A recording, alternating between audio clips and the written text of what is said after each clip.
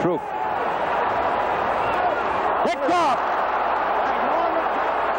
Norris Thomas is going to go. It's going to be a Miami. Little blitz there. Williams runs right by. Good stiff arm on 44 Lyle Blackwood.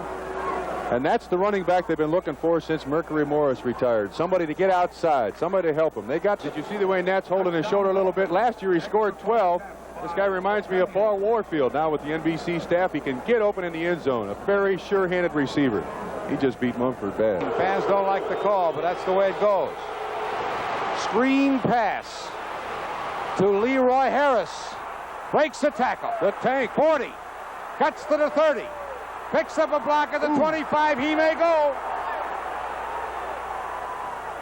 At this one, all four from the Red Sox.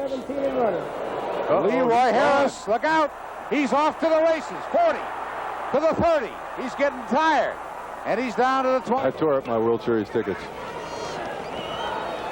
Tillman is at the goal line. Fumble. Looking for Dowdy. And it's picked off in the end zone by a linebacker. He's got to be wondering why is he running with that ball. This is foolhardy. He breaks it. 40, 50, 40, 30, Foulage. Brought down at the 15-yard line by Doug Nahan. All right, let's see what happens here. I told you to run around the left side by Mr. Harris, and he's in the end zone for a touchdown. By getting a little points themselves. This is Malone stringing it out. He's in. Touchdown. Coming over was Blackwood, but he couldn't stop him. And so Art Malone scores the 6th. It's been tough for us to win in Baltimore in the past few years, but we won the ball game. Start out with a defensive score, and that's always a good way to start a ball game. Just a fine interception by Norris Thomas, and then we had some other interceptions, a total of 6 and 1 fumble recovery. And offensively, the running game was going, and Strock did an excellent job of running our offense. Don has got his own style. He yesterday did a fine job of mixing the calls, getting the running game going, and throwing the ball accurately, and coming up with a couple of surprise calls. The quarterback keep on 3rd down and short was a surprise call that worked for Don, and he's done that before, and he knows when to do it, and it's a good percentage play when he decides that it's worth the shot. Not quite sure yet, Bob, but we'll know a lot more tomorrow. Steve Toll's knee is a little bit stiff. He went down for x-rays today. We should have the results, and we'll see him try to run on the field tomorrow. Larry Gordon played with a groin problem that had plagued him all last week, and it stiffened up a little bit after the game. We're not quite sure how bad that is. And aside from that, I think that we got through. Larry Little didn't hurt his shoulder any more than it was hurt in the Jets game, and I think Nat Moore got through the ball game without any further injury. So those people should be coming back to us. The Cincinnati Bengals are probably wondering tonight just what they're going to have to do to win a ball game. Even with starting quarterback Ken Anderson still on the sidelines with an injured hand, they were able to jump out to a 10-0 halftime lead on a field goal and a 51-yard John Reese to Don Bass hookup. The Browns rallied in the second 30 minutes, however, with 10 points of their own on a field goal and a touchdown pass of 13 yards from Brian Sipe to Reggie Rucker. On the next series, the Bengals came back and scored an apparent winning touchdown as Reeves connected with Isaac Curtis. But holding was called, and an interception on the next play killed the threat. In the overtime, Don Cockcroft kicked a 27-yard field goal, and that keeps the Browns undefeated.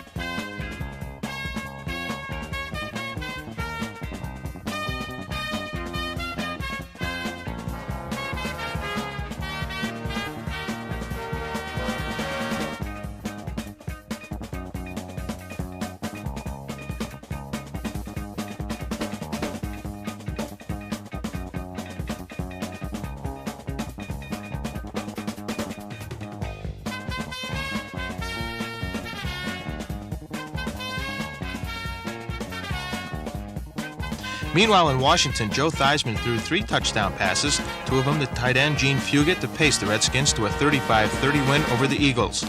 The loss spoiled a remarkable 4-touchdown performance by Philadelphia's Wilbert Montgomery. Former Gator rookie Tony Green aided the Redskin cause as he returned to punt 80 yards for a touchdown in the third quarter, as the Redskins remained undefeated while the Eagles are still looking for their first win.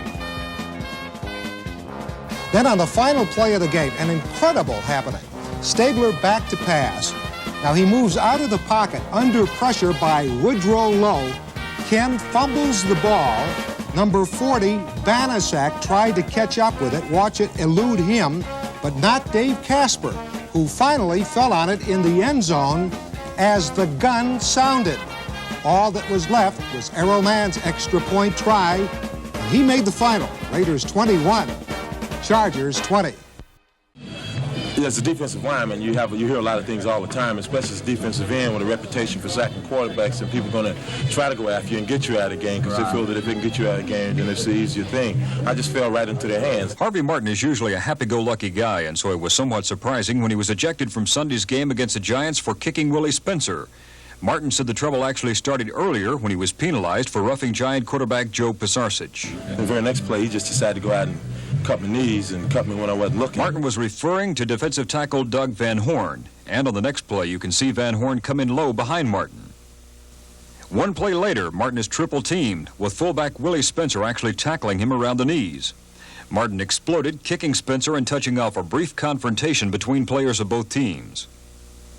In the end, no one was hurt, and the Giants say they've forgotten about the incident, but not Harvey Martin. You know, if that's the type of ball he wants to play, I can play that type of ball too. Right. You know, which it don't bother me none. But you know, it's got to come to Dallas.